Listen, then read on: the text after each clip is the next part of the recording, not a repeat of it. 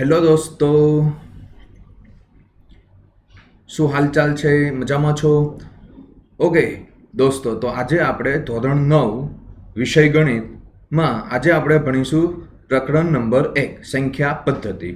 તો તેમાં આપણે શું શીખીશું કે સ્વાધ્યાય 1 પોઈન્ટ અને સ્વાધ્યાય 1.1ના આપણે દાખલા શીખીશું. આજે આપણો છે આ લેક્ચર નંબર 1. ઓકે, તો લેટ સ્ટાર્ટ. ધોરણ 9 ગુજરાતી મીડિયમ વિષય ગણિત લેક્ચર નંબર 1 ચેપ્ટર 1 છે નંબર સિસ્ટમ એટલે કે સંખ્યા પદ્ધતિઓ. બરાબર છે. હવે જોઈએ કે સૌથી પહેલા આપણે શીખીએ કે નેચરલ નંબર એટલે શું. બરાબર છે. નેચરલ નંબર એટલે શું? તો આપણે જોઈએ કે પ્રાકૃતિક અથવા ગણતરીવાળી સંખ્યાઓ એટલે કે જેમ કે તમે 1, 2, 3, 4, 5 જે આ બધી જે સંખ્યા આવેલી છે તેને કહેવાશે પ્રાકૃતિક સંખ્યા એટલે કે નેચરલ નંબર્સ. બરાબર છે. તો આવી અસંખ્ય કુદરતી સંખ્યા એટલે કે પ્રાકૃતિક સંખ્યાઓ છે. જેમ કે એક આપણે લાઈન ડ્રો કરેલી છે. બરાબર છે. અહીંયા 0 આપેલો છે. હવે તમે અહીંથી ચાલો છો તો 1, 2, 3, 1, 2, 3, 4, 5 તો આ બધા જે નંબર આવે છે આ નંબરને કહેવાશે પ્રાકૃતિક સંખ્યા. તો આ જે કુદરતી નંબરો જે પ્રાકૃતિક સંખ્યાનો જે સમૂહ છે જેમ કે 1, 2, 3, 4, 5 તો એને આપણે શું કહીશું કે નેચરલ નંબર એટલે કે પ્રાકૃતિક સંખ્યાઓ કહીશું. તેમાં કઈ કઈ સંખ્યાનો સમાવેશ થાય છે? 1, 2, 3, 4, 5 એવી રીતના અસંખ્ય મતલબમાં. તો એને ટૂંકમાં શું લખાય છે? તો n વડે દર્શાવવામાં આવે છે. બરાબર છે. n વડે દર્શાવવામાં આવે. હવે જોઈએ કે પ્રાકૃતિક સંખ્યાને ઇંગ્લિશમાં નેચરલ નંબર કહેવાય છે. એટલે કે પોઝિટિવ ઇન્ટીજર અને કાઉન્ટિંગ નંબર હોય છે. એટલે કે 1, 2, 3, 4, 5 એ બધા જે નંબર આવેલા હોય એને નેચરલ નંબર કહેવા છે. હવે જોઈએ કે સૌથી પહેલા વોલ નંબર એટલે શું? વોલ નંબર અને નેચરલ નંબરમાં શું તફાવત છે? તો નેચરલ નંબર હતું તેમાં આપણે 1, 2, 3, 4 એવી રીતના અસંખ્ય સુધી જતું હતું.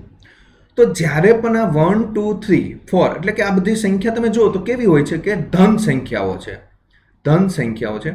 હવે જ્યારે આ સંખ્યામાં 0 ઉમેરાય છે ત્યારે જે સંખ્યા બને છે એને કહેવાય વોલ નંબર. એટલે એને ગુજરાતીમાં કહેવાય સંપૂર્ણ સંખ્યાઓ. બરોબર છે.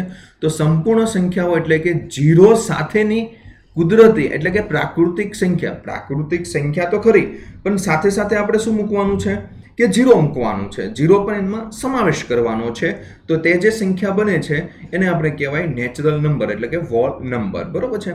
તો વિદ્યાર્થી મિત્રો, સંપૂર્ણ સંખ્યાઓ એટલે શું કે જ્યારે પણ પ્રાકૃતિક સંખ્યામાં 0 ઉમેરાય ત્યારે જે સંખ્યા બને છે તેને કહેવાય સંપૂર્ણ એટલે કે વોલ નંબર. તો તેને શેના વડે દર્શાવે છે? તો તેને W વડે આપણે દર્શાવી શકાય. બરોબર છે. W. તો આ જે છે એ નેચરલ નંબર થયો. પછી 0 સમાવેશ થાય છે એના આપણે કહેવાય W એટલે કે વોલ નંબર. તો પછી ઇન્ટીજર કોને કહેવાય? ઇન્ટીજર એટલે કે પૂર્ણાંકો. તો પૂર્ણાંકો એ વાસ્તવિક સંખ્યાનો સમૂહ છે. એટલે કે બધી જ સંખ્યા આવે જેમાં શું હોય છે કે કુદરતી નંબરો એટલે કે પ્રાકૃતિક સંખ્યા પ્લસ તેમના ઉમેરાઓ એટલે કે ઋણ સંખ્યા. એટલે કે પ્રાકૃતિક સંખ્યા જોઈએ એટલે કે 1, 2, 3, 4 અને 5. ઋણ સંખ્યાઓ એટલે કે -1, -2, -3 એ રીતે સંખ્યા થાય. અને ત્રીજી વસ્તુ શૂન્યનો પણ સમાવેશ થાય છે. તો આ રીતે જે સંખ્યા બને છે તેને આપણે કહેવાય છે પૂર્ણાંકો એટલે કે પૂર્ણાંક સંખ્યાઓ. તેને ઇંગ્લિશમાં ઇન્ટીજર કહેવાય છે અને એને Z વડે દર્શાવાય છે. બરોબર છે. તો એટલે કે પૂર્ણાંક સંખ્યામાં ઇન્ટીજરમાં 1 + 2 એટલે કે ધન સંખ્યાઓ અને ઋણ સંખ્યાઓ અને 0નો સમાવેશ થાય ત્યારે આવી સંખ્યાને આપણે પૂર્ણાંક સંખ્યાઓ કહી શકાય છે. બરાબર. પછી જોઈએ કે સમય સંખ્યાઓ એટલે શું? તો તે બધા કેવા હોય છે? એક તો અપૂર્ણાંક હોય છે એટલે કે ઉપર અને નીચેની સંખ્યા પૂર્ણાંક હોય છે. જેમ કે 1/2. તો આ સંખ્યા કેવી છે? પૂર્ણાંક. આ પણ કેવી છે? પૂર્ણાંક હોય છે.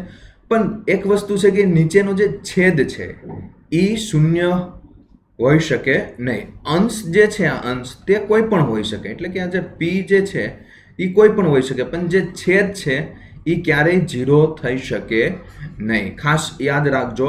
સમય સંખ્યા એટલે કે બધા અપૂર્ણાંક હોય છે, પણ એમાં ઉપર અને નીચેની સંખ્યા હોય એટલે કે આ જે બંને પૂર્ણાંક હોય છે.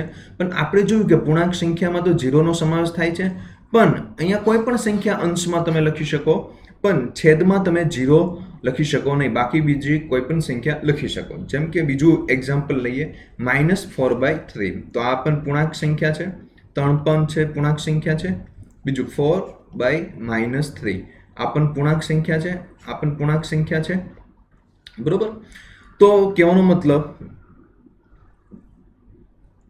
કે p/q એટલે કે p ના છેદમાં q જે સમય સંખ્યા છે, જેમાં p અને q ઇન્ટીજર એટલે કે એનો મતલબ શું થશે કે -2, -1, 0, 1, 2 લખી શકાય. પણ q જે છે q તેને નોટ ઇક્વલ ટુ 0, પણ છેદ જે છે એ 0 આવવો જોઈએ નહીં, બરોબર છે. એટલે q બરાબર p/q, જ્યાં p અને q જે છે એ બિલોંગ્સ ટુ i એટલે કે ઇન્ટીજર છે, પણ q જે છે એ શૂન્ય થવું જોઈએ નહીં. હવે સમય સંખ્યાને અંગ્રેજીમાં રેશનલ નંબર કહેવાય છે. તો રેશનલ નંબર ને શેના વડે દર્શાવાય? તો q વડે દર્શાવાય છે. This is all the fraction where top and bottom number આ ઇન્ટીજર હોય છે, બરોબર. મેં કીધું એ પ્રમાણે ઉપર અને નીચેની સંખ્યા ઇન્ટીજર હોય છે, પણ જે નીચે 0 થવો જોઈએ નહીં. તો પછી અસમય સંખ્યા કોને કહેવાય? બરોબર છે. અસમય સંખ્યા કોને કહેવાય? આપણે જોઈએ કે જે સમય ન હોય તેવી સંખ્યાને શું કહેવાય? કે અસમય સંખ્યા કહેવાય. જેમ કે આપણે જોઈએ કે પાઈ જે છે 3.14, એટલે કે સમય સંખ્યાને આપણે કીધું કે 1/2 સમય સંખ્યા છે, એટલે એનો ભાગાકાર કરો એટલે 0.5 આવશે, બરોબર છે. આ એક નક્કી થયેલી એક સંખ્યા છે. જ્યારે અહીંયા શું છે 3.141592653589 આ રીતે અનંત સુધી રિપીટેશન થયા જ રાખે છે. તો જે આવી બધી સંખ્યા છે પાઈ, એને કહેવાય અસમય. તેને અંગ્રેજીમાં કહેવાય ઇરેશનલ નંબર કહેવાય છે. જેમ કે √2 છે તો 1.41421356237309 એમ અસંખ્ય સુધી જે જાય છે તે જે છે એને કહેવાય અસમય સંખ્યા, એટલે કે ઇરેશનલ નંબર. જેમ કે આપણે જોઈએ આ જે સમય સંખ્યાના ઉદાહરણ છે, સમય સંખ્યા, અહીંયા અસમય સંખ્યા. હવે જોઈએ રેશનલ નંબર એટલે કે 1 છે, 0.5 છે, પછી 25.7 છે. આવી જે અહીંયા ફિક્સ હોય છે, જે રિપીટેશન નથી થતું, તે બધી સંખ્યા થઈ સમય સંખ્યા. પણ અહીંયા જુઓ કે 1.414213 જે અનંત સુધી ચાલ્યા જ રાખે છે, બરોબર છે. તો આ જે સંખ્યા બને છે કહેવાય ઇરેશનલ નંબર કહેવાય. તો તમને દોસ્તો સમજ પડી ગઈ કે ઇરેશનલ નંબર એટલે કે અસમય સંખ્યા અને સમય સંખ્યામાં શું તફાવત છે, બરોબર છે. સમય સંખ્યામાં અહીંયા ફિક્સ થઈ જાય છે, બરોબર. જેમ કે 0.25 હોય, 0.25 એટલે અહીંયા સમય સંખ્યા પૂરી થઈ ગઈ, જ્યારે અસમયમાં અનંત સુધી ચાલ્યા રાખે છે, બરોબર છે. તો આ કાર્ટૂનથી તમે સમજી શકો છો કે એક હાથમાં સમય સંખ્યા છે અને બીજા હાથમાં અસમય સંખ્યા છે. ઓકે દોસ્તો, પછી જોઈએ કે વાસ્તવિક સંખ્યા એટલે શું? વાસ્તવિક સંખ્યા એટલે કે માપન નંબરો અથવા માપન અમાપન નંબરો, એટલે કે જે વસ્તુ જે છે તે માપી શકાય, એટલે કે જેને વ્યાખ્યાયિત કરી શકાય, આ બધી જ જે સંખ્યાઓ હોય એ સામેલ હોય છે. જેમ કે જે દશાંશ તરીકે લખી શકાય, દશાંશ એટલે કે 0.5 તરીકે પણ તમે લખી શકો. આમાં દશાંશ સ્વરૂપે લખેલા અપૂર્ણાંકોનો પણ સમાવેશ થાય, એટલે કે બધી જ સંખ્યા આવી જાય. વાસ્તવિક સંખ્યાને આપણે r વડે દર્શાવાય છે, એટલે એમાં બધી જ સંખ્યા, એટલે કેમ બધી જ સંખ્યા? એટલે 0.5, 0.75, 2.35, પછી 0.333, પછી √2, પછી પાઈ જે છે એ બધી જ સંખ્યાનો સમાવેશ થાય છે. એટલે કે આપણે આ લાઈન ડ્રો કરીએ, અહીંયા 0 હોય, અહીંયા જેટલી પણ સંખ્યા આવે, આપણે જોયું અત્યાર સુધી કઈ કઈ સંખ્યા જોઈ? સૌથી પહેલા આપણે શું જોયું કે n એટલે કે પ્રાકૃતિક સંખ્યા, પછી શું જોયું? પૂર્ણાંક સંખ્યા એટલે w, પછી શું જોયું આપણે? ઇન્ટીજર જોયું, પછી શું જોયું? સમય સંખ્યાઓ, પછી શું જોયું? અસમય સંખ્યા એટલે ઇરેશનલ નંબર, બરાબર છે. પછી શું જોયું કે આ બધી જ સંખ્યા જે છે એ કોની અંદર આવેલી હોય? r ની અંદર. r એટલે શું થઈ ગઈ? કે વાસ્તવિક સંખ્યા. એમાં પ્રાકૃતિક સંખ્યા, પછી પૂર્ણ સંખ્યા, પછી સમય, અસમય, બધી જ રેશનલ નંબર, બધી જ સંખ્યાનો સમાવેશ થઈ ગયેલો હોય છે. ચાલો, તો આ રિયલ નંબર તેને રિયલ નંબર કહેવાય છે અંગ્રેજીમાં, અને એને કેપિટલ આર વડે દર્શાવાય છે. તો જોઈએ ટૂંકમાં કે આપણે બધું સારાંશ જોઈ લઈએ કે નેચરલ નંબર એટલે શું, કે જેમાં આ જે 1 2 3 5 જે છે આ છે એક નેચરલ નંબર છે.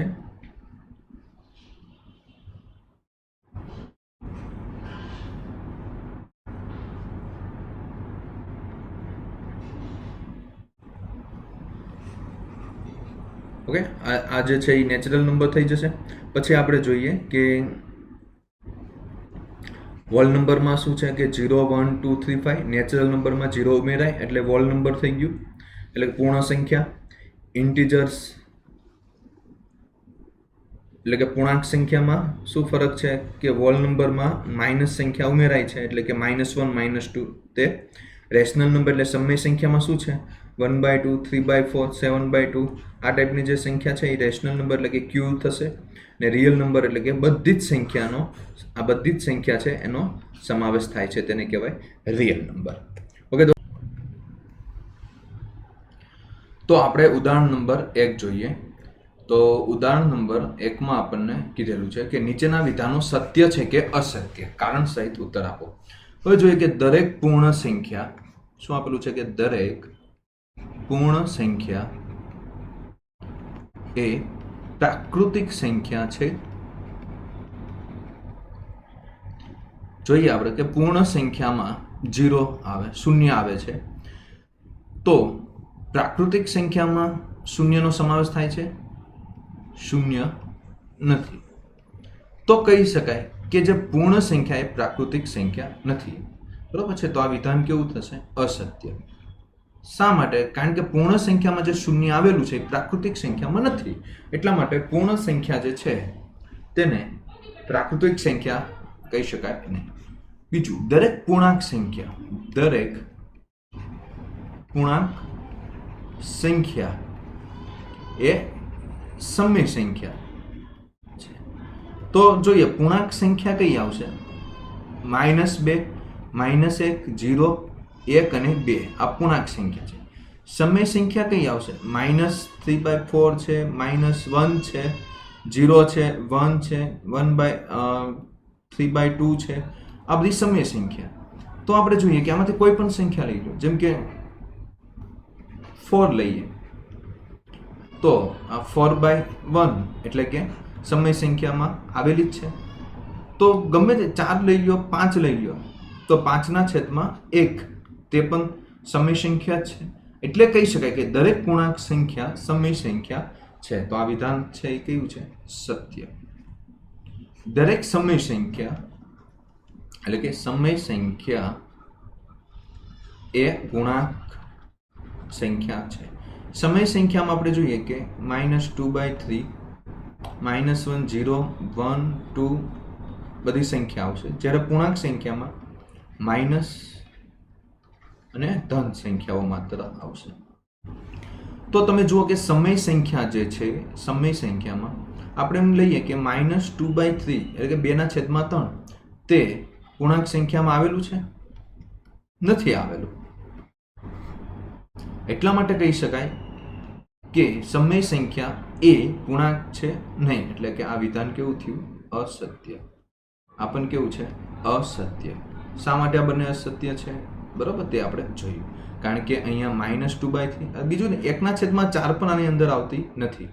એટલા માટે કહી શકાય કે સમય સંખ્યા જે છે એ પૂર્ણાંક નથી. એટલે સમય સંખ્યા પૂર્ણાંક છે એ વિધાન અસત્ય છે.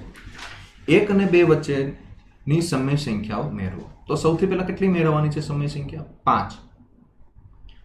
તો 5 જે છે, તો આપણે જોઈએ 5 સમય સંખ્યાઓ મેળવવાની છે. તો આપણે કઈ રીતે મેળવશું? સૌથી પહેલા તો 5 આપેલા છે, એમાં 1 ઉમેરી દો એટલે કેટલા થશે? 6. હવે શું કરો? અહીંયા 1 લખો ને અહીંયા 2 લખો. હવે 1 જે છે એને ઉપર નીચે તમે 6 વડે ગુણી નાખો. બરોબર છે. 2 છે એને પણ ઉપર નીચે તમે 6 વડે ગુણી નાખો, એટલે કે 6/6 અને અહીંયા 12/6. હવે તેની વચ્ચે ની બધી સંખ્યાઓ લખો, એટલે કે 7/6, 8/6, 9/6, 10/6, 11/6. તો જુઓ ટોટલ કેટલી સંખ્યા તમને મળશે? 5 સંખ્યા મળી. કેવી છે આ સંખ્યા? તો સમય સંખ્યા છે. તો 1 અને 2 ની વચ્ચે કુલ તમને 5 સમય સંખ્યા મળે છે. કઈ કઈ મળી? 7/6, 8/6, 9/6, 10/6 અને 11/6. ઓકે, તો હવે આપણે ઉદાહરણ નંબર 3 લઈએ. શું 0 એક સમય સંખ્યા છે? જોઈએ સમય સંખ્યા લખીએ આપણે. સમય સંખ્યા કઈ કઈ આવશે? -3, -2, -1/3, -1/4, 0, 1, 2, પછી 5/3. આ સમય સંખ્યા છે.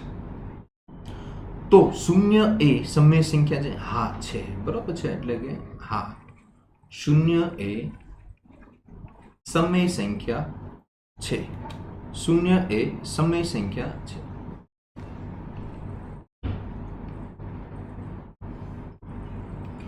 શું તમે પૂર્ણાંક તથા ક્યુ શૂન્યેતર પૂર્ણાંક હોય તેવા p અને q માટે p/q સ્વરૂપમાં લખી શકો? હા, પણ q જે છે એ 0 હોવો જોઈએ નહીં. તો આ રીતે લખી શકાય 0/1. આ કેવું છે? પૂર્ણાંક છે, 0 પૂર્ણાંક. આ પણ પૂર્ણાંક થયું. એટલે આખી સંખ્યા કેવી બની? સમય સંખ્યા. 0/3, 0/4, 0/5. તો આ બધી કેવી સંખ્યા થઈ? સમય સંખ્યા થઈ. કયા સ્વરૂપમાં થઈ? p/q. જે q છે એ શૂન્યેતર એટલે કે 0 થવો જોઈએ. 3 અને 4 બીજો દાખલો લઈએ સ્વાધ્યાય 1.1 નો. 3 અને 4 વચ્ચેની 6 સમય સંખ્યાઓ લખો. કેટલી? 6. તો સૌથી પહેલા શું કરીએ કે 6 છે એમાં 1 ઉમેરી દો એટલે આપણને શું મળશે? 7 મળશે. હવે જે 3 આપેલા છે એને ઉપર નીચે 6 વડે ગુણી દો, અને 4 આપ્યા છે એને પણ ઉપર નીચે 6 વડે ગુણી દો. એટલે કે 18/6 છે અને 24/6. તેની વચ્ચેની બધી સંખ્યાઓ લખીએ તો 19/6, 20/6, 21/6, 22/6 અને 23/6. તો ટોટલ સંખ્યા ગણો 1, 2, 3, 4, 5. તો કેટલી સંખ્યા આવેલી છે? 1, 2, 3, 4 અને 5. તો 3 અને 4 ની વચ્ચે ટોટલ આપણે અત્યારે 5 સંખ્યા આવેલી છે, બરોબર છે. પણ ઓકે, આપણે 6 સમય સંખ્યા મેળવવાની હોય તો 6 ને 1 એટલે કે 7. હવે જોઈએ કે ઉપર નીચે આપણે 7 વડે ગુણી દઈએ. 4/1 છે એને પણ ઉપર નીચે 7 વડે ગુણીએ તો શું મળશે? 21/7 અને 28/7. તો 22/7, એનથી મોટું 23/7, 24/7, 25/7, 26/7 અને 27/7. તો આપણે જોઈએ આ રીતે આપણે 1, 2, 3, 4, 5, 6. તો 6 સમય સંખ્યાઓ મળશે, બરોબર છે. તો આ રીતે તમે 5 સમય સંખ્યા મેળવવી હોય તો 5માં 1 ઉમેરો અને 6 વડે ઉપર નીચે ગુણાકાર કરીને પછી તેની વચ્ચેની બધી સમય સંખ્યા લખી શકો. 6 આપ્યું હોય તો 6માં 1 ઉમેરીને 7ને ઉપર નીચે ગુણીને બધી સમય સંખ્યા લખી શકો. હવે 3/5 અને 4/5 વચ્ચેની 5 સમય સંખ્યા મેળવવાની છે. 5 સમય સંખ્યા કઈ રીતે આપણે મેળવીશું કે 5 જે મેળવવાની છે એટલે કે 5માં તમે 1 ઉમેરો એટલે કેટલા થશે? 6. હવે 6 વડે ઉપર નીચે તમે ગુણી નાખો એટલે કે 3 × 6, 5 × 6, 4 × 6 અને 5 × 6 એટલે કે 18/30 અને 24/30. હવે તેની વચ્ચેની બધી સંખ્યા લખો એટલે કે 19/30, 20/30, 21/30, 22/30, 23/30 આમ તો આ બંને વચ્ચે કોઈ પણ અસંખ્ય સંખ્યાઓ આવી શકે, પણ અહીંયા આપણને માત્ર 5 જ સંખ્યા પૂછેલી છે. તો આ 5 જે છે, આ 5 સમય સંખ્યાઓ છે.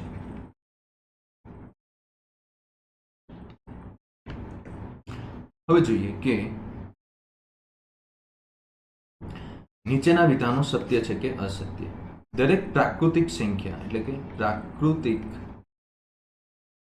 સંખ્યા એ પૂર્ણ સંખ્યા છે. હવે જોઈએ પ્રાકૃતિક સંખ્યા એટલે 1 2 3 એ રીતના અનંત સુધી જશે. ત્યારે પૂર્ણ સંખ્યાને શું લખાય? 0 નો ખાલી સમાવેશ થયેલો હોય, એટલે કે 0 1 2 3 4. તો 1 2 3 છે એ બધા આવેલા જ છે, એટલા માટે પ્રાકૃતિક સંખ્યા છે પૂર્ણ સંખ્યા કહી શકાય. એટલે આ વિધાન છે સત્ય છે. બીજો જોઈએ, દરેક પૂર્ણાંક એટલે કે પૂર્ણાંક એ પૂર્ણ સંખ્યા છે. પૂર્ણ સંખ્યા છે. પૂર્ણાંક સંખ્યા એટલે કે -2 -1 0 1 2 એમ અનંત સુધી જશે.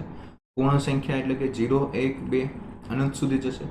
તો અહીંયા જુઓ માઇનસ સંખ્યા છે, -2 -1 તે પૂર્ણ સંખ્યામાં આવેલ નથી, બરોબર. એટલા માટે કહી શકાય કે દરેક પૂર્ણાંક એ પૂર્ણ સંખ્યા નથી. એટલે આ વિધાન કેવું બન્યું? અસત્ય. પછી જોઈએ ત્રીજો નંબર કે દરેક સમય સંખ્યા તે પૂર્ણ સંખ્યા છે.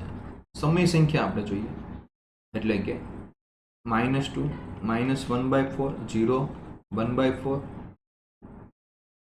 1 2. પૂર્ણ સંખ્યા એટલે કે 0 1 2 3.